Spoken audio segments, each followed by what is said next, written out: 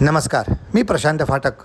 आज चैत्र कृष्ण प्रतिपदा शके 1946 सादर करत आहोत ठाणे वार्ता. पाहुयात काही ठळक घडामोडी. भारतरत्न डॉक्टर बाबासाहेब आंबेडकर यांची 134वी जयंती ठाणे शहरात मोठ्या उत्साहात साजरी.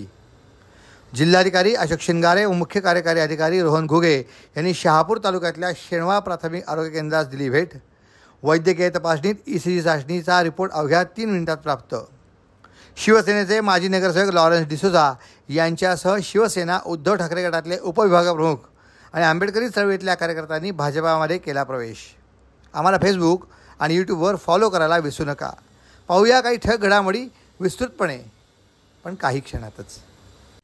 आपण पाहत आहात श्री स्थानक वाहिनी, ठाणे जिल्ह्याचं मुख्य व्यासपीठ. ठाणे वार्ता पहा श्री स्थानक वाहिनीवर. आता सकाळी 9:15 पासून रात्री 9:15 पर्यंत ठाणे वार्ता, ठाण्यातील पहिलं दृकश्राव्य माध्यम. ठाणे वार्ता आणि श्री स्थानक वाहिनीचं लाईव्ह स्ट्रीमिंग ठाणेवार्ता.com वरील लाईव्ह स्ट्रीमवर क्लिक करा आणि अगदी मोबाईलवरही ठाणे वार्ता श्री स्थानक वाहिनीचा आनंद लुटा. यासाठी आमचं ॲप डाउनलोड करा. ठाणे वार्ता पहा श्री स्थानक वाहिनीवर. आता सकाळी 9:15 पासून रात्री 9:15 पर्यंत ठाणे वार्ता, ठाण्यातील पहिलं दृकश्राव्य माध्यम. आपण पाहत आहात श्री स्थानक वाहिनी, ठाणे जिल्ह्याचं मुख्य व्यासपीठ. भारतरत्न डॉक्टर बाबासाहेब आंबेडकर यांची 134वी जयंती ठाणे शहरात मोठ्या उत्साहात साजरी करण्यात आली. ठाणे महापालिकेच्या वतीने आयोजित करण्यात आलेल्या अभिवादन कार्यक्रमात उपमुख्यमंत्री एकनाथ शिंदे यांनी कोर्ट नाका येथील डॉक्टर बाबासाहेब आंबेडकर यांच्या पुतळ्यास पुष्पहार अर्पण करून अभिवादन केले. त्यांच्यासह खासदार नरेश म्हस्के, जिल्हाधिकारी अशोक शिंगारे आणि महापालिका आयुक्त सौरभ राव यांनी डॉक्टर बाबासाहेब आंबेडकर यांना पुष्प अर्पण करून अभिवादन केले. कोर्ट नाका येथे झालेल्या कार्यक्रमात माजी खासदार आनंद परांजपे, माजी महापौर संजय मोरे, माजी नगरसेवक पवन कदम, उपायुक्त जीजी गोदेपुरे, उपायुक्त शंकर पाटोळे यांच्यासह नागरिक मोठ्या संख्येने उपस्थित होते. त्यापूर्वी ठाणे महापालिकेच्या वतीने ठाणे रेल्वे स्थानक येथील डॉक्टर बाबासाहेब आंबेडकर यांच्या पुतळ्यास पुष्पहार अर्पण करून अभिवादन करण्यात आले. या प्रसंगी उपायुक्त उमेश बिरारी, उपायुक्त शंकर पाटोळे, सहाय्यक आयुक्त सोपान भाईक अधिक उपस्थित होते. ठाणे महापालिका मुख्यालयातले काही नरेंद्र बल्ला सभागृह येथे डॉक्टर बाबासाहेब आंबेडकर यांच्या पुतळ्यास अभिवादन करण्यात आले. त्याप्रसंगी उपायुक्त उमेश बिरारी, माहिती व जनसंपर्क अधिकारी रवींद्र मांजरेकर, उपमाहिती व जनसंपर्क अधिकारी प्राची डिंगणकर यांच्यासह ठाणे महापालिकेचे अधिकारी, कर्मचारी आणि नागरिक उपस्थित होते. अग्निशमन दिनाच्या निमित्ताने ठाणे महापालिकेच्या अग्निशमन दलाने सेवा सप्ताह आयोजित केला आहे. या सप्ताहाचा आरंभ शहीद सेवानांना श्रद्धांजली वाहून सोमवारी सकाळी करण्यात आला. या निमित्ताने ठाणे महापालिकेचे आयुक्त सौरभ राव यांनी बाळकुंभ अग्निशमन केंद्र येथे शहीद स्तंभाला अभिवादन केले. या प्रसंगी ठाणे महापालिकेचे उपायुक्त उमेश बिरारी, उपायुक्त अग्निशमन विभाग दिनेश तायडे, उपायुक्त शंकर पाटोळे, अग्निशमन दलाचे प्रमुख गिरीश झळके, आपत्ती व्यवस्थापन अधिकारी यासिन तडवी आदी उपस्थित होते.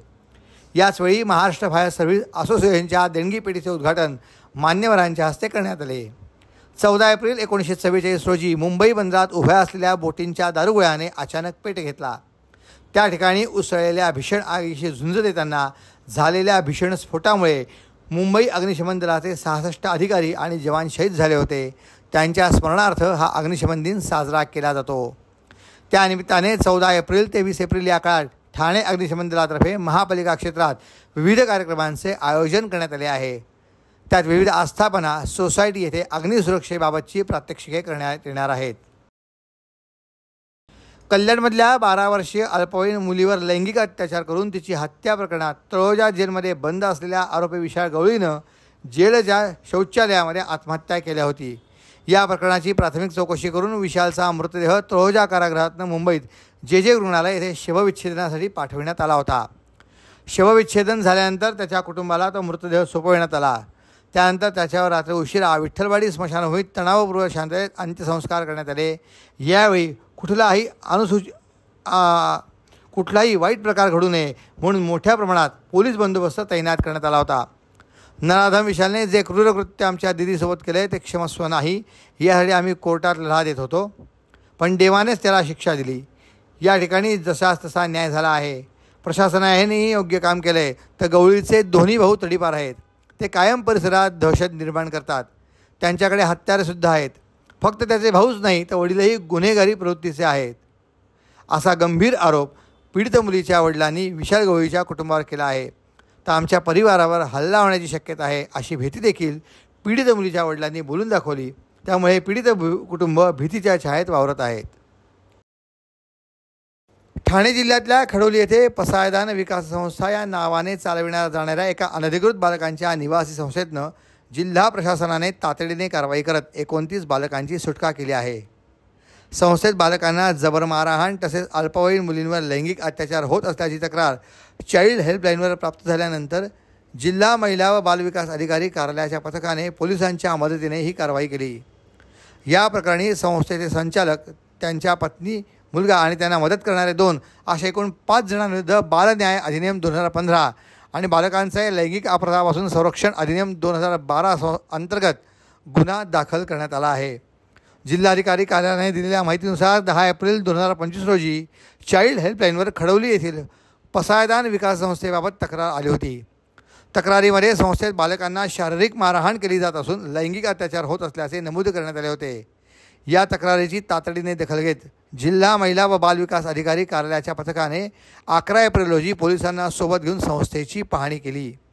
या पाहणीदरम्यान आणि बालकांशी संवाद साधल्यानंतर त्यांना शारीरिक इजा पोहोचेल अशा प्रकारे मारहाण तसेच अल्पवयीन मुलींसोबत लैंगिक अत्याचार झाल्याचे उघडकीस आले.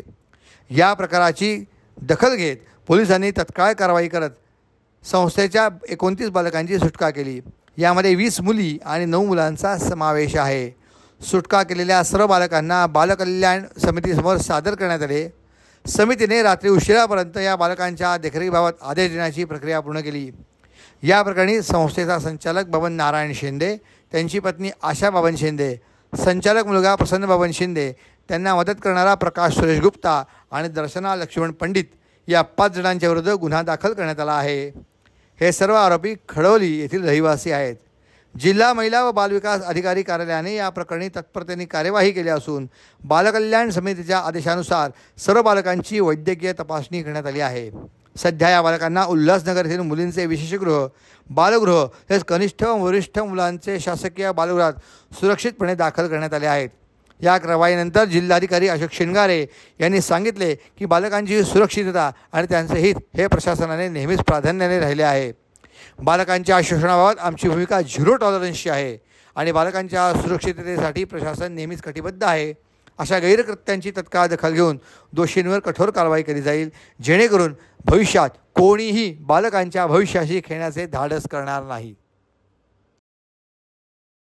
शासनाच्या मिशन 100 डेज या अंतर्गत जिल्हाधिकारी अशोक शिंगारे आणि मुख्य कार्यकारी अधिकारी रोहन घुगे यांनी शहापूर तालुक्यातल्या शेडवा येथील प्राथमिक आरोग्य केंद्रास भेट देऊन तेथील उपलब्ध औषधसाठा, स्वच्छता तसेच इतर सोयीसुविधांची पाहणी केली. यावेळी त्यांनी नागरिकांना मिळणाऱ्या आरोग्य सोयीसुविधांची खातरजमा करण्याकरता उपस्थित वैद्यकीय अधिकाऱ्यांकडून स्वतःची वैद्यकीय तपासणी करून घेतली. यावेळी त्यांनी आपली ECG चाचणी केली. या चाचणीचा रिपोर्ट अवघ्या 3 मिनिटात प्राप्त झाला.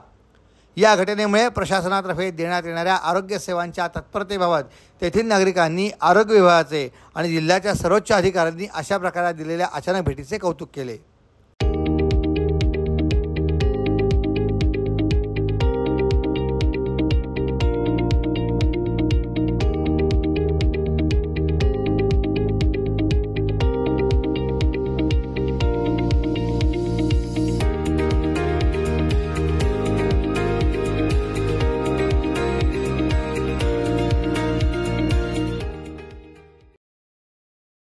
ठाणे शहरात भाजपाच्या ताकदीत वाढ होत असून अन्य पक्षातले माजी नगरसेवक आणि कार्यकर्त्यांचा भाजपामध्ये प्रवेश सुरूच आहे. त्यानुसार शिवसेनेचे माजी नगरसेवक लॉरेन्स डिसूजा यांच्यासह शिवसेना उद्धव ठाकरे गटातले उपविभागप्रमुख आणि आंबेडकरी चळवळीतल्या कार्यकर्त्यांनी आज भाजपामध्ये प्रवेश केला. भाजपाचे जिल्हाध्यक्ष संजय वाघुले, आमदार संजय केळकर आणि आमदार निरंजन डावखरे यांनी कार्यकर्त्यांचे पक्षात स्वागत केले. भाजपाचे ठाणे विभागीय कार्यालयात हा कार्यक्रम झाला. पंतप्रधान नरेंद्र मोदी यांच्या नेतृत्वाखाली मुख्यमंत्री देवेंद्र फडणवीस आणि प्रदेशाध्यक्ष चंद्रशेखर बावनकुळे यांच्या मार्गदर्शनाखाली समर्थ व विकसित देश घडवण्याकरता भाजपाबरोबर आलो असल्याचे या कार्यकर्त्यांनी सांगितले. ठाणे महापालिकेत 2012मध्ये शिवसेनेच्या तिकिटावर माजिवडा गाव परिसरातनं लॉरेन्स डिसूजा निवडून आले होते. त्यांच्यावर त्यांची कन्या स्टेफनी डिसूजा यांच्यासह कार्यकर्त्यांनी भाजपामध्ये प्रवेश केला. तर शिवसेना उद्धव ठाकरे विभागाचे उपविभागप्रमुख रामेश्वर बचाटे, आंबेडकरी चळवळीतले श्री महेश चव्हाण यांच्यासह असंख्य कार्यकर्त्यांसह भाजपाचा झेंडा खांद्यावर घेतला. ठाणे शहरात भाजपाची संघटनात्मक ताकद वाढवण्याकरता प्राधान्य दिले जात आहे. त्यानुसार आजचा पक्षप्रवेश सोहळा पार पडला. येऊरमध्ये हॉटेल व बंगलेवाल्यांकडे मुबलक पाणी पुरवठा होत असताना ऐन कडक उन्हाळ्यात आदिवासी पाड्यांवरच्या नागरिकांना आठवडाभरापासून पाणी पुरवठा होत नसून पिण्याच्या पाण्याचा एक हंडा मिळवण्याकरताही प्रतीक्षा करावी लागत आहे. राज्याचे वनमंत्री गणेश नाईक यांनी जनता दरबारात येऊन भाजयुमोचे प्रदेश सचिव ओमकार चव्हाण यांनी येऊरमधील आदिवासी पाड्यांची व्यथा मांडली. त्यानंतर त्यावर तातडीने आदिवासींना दिलासा देण्याकरता पाणी पुरवठा करण्याचे निर्देश वनमंत्री गणेश नाईक यांनी दिले. येऊर परिसरातल्या आदिवासी पाड्यांवर वर्षानुवर्षे आदिवासी नागरिकांची वस्ती आहे. मुख्य रस्त्यापासून आतमध्ये असलेल्या या पाड्यांवरच्या नागरिकांना जीवनाकरता संघर्ष करावा लागत आहे. ठाणे महापालिकेकडून पाड्यापर्यंत पाईपलाईन टाकली असली तर येऊरमधील बेकायदा हॉटेल व बंगलेधारकांनी अनेक ठिकाणी टॅप करून पाणी चोरी केली जाते. त्यामुळे आदिवासी पाड्यांपर्यंत अत्यंत अपुरा पाणी पुरवठा होतो. गेल्या 8 दिवसापासून पाणी टंचाईमध्ये वाढ झाल्यामुळे अनेक नागरिकांनी भाजयुमोचे प्रदेश सचिव ओमकार चव्हाण यांच्याकडे तक्रारी केल्या होत्या. टँकरद्वारेही पिण्याच्या पाण्याचा अपुरा पुरवठा होत आहे. या प्रश्नाची दखल घेऊन ओमकार चव्हाण यांच्या पुढाकारातनं आदिवासी नागरिकांनी वनमंत्री गणेश नाईक यांच्या जनता दरबारात येऊन निवेदन दिले. याचवेळी भाजपाच्या पदाधिकारी स्वप्नाली साळवी, अनुसूचित जमाती मोर्चाच्या अध्यक्ष नताशा सोनकर यांचीही उपस्थिती होती. येऊरमध्ये अनेक वर्षांपासून सातत्याने बेकायदा हॉटेल, टर्फ यांच्याकडनं गैरप्रकार केला जात आहे.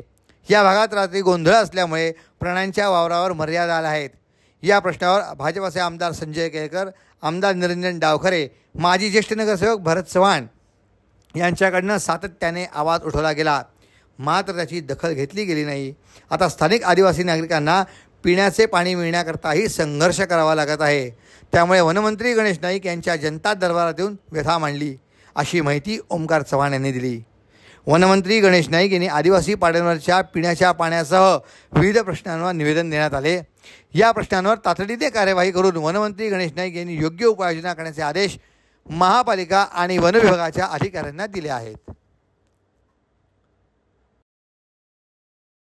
ठाण्याचे आमदार संजय केळकर यांच्या पुढाकाराने आणि भारतीय जनता पार्टी ठाणे शहर जिल्ह्यातर्फे डॉक्टर बाबासाहेब आंबेडकर जयंतीनिमित्त व भारतीय संविधान अमृत महोत्सव वर्षानिमित्त ठाण्यात भव्य संविधान गौरव यात्रा काढण्यात आली.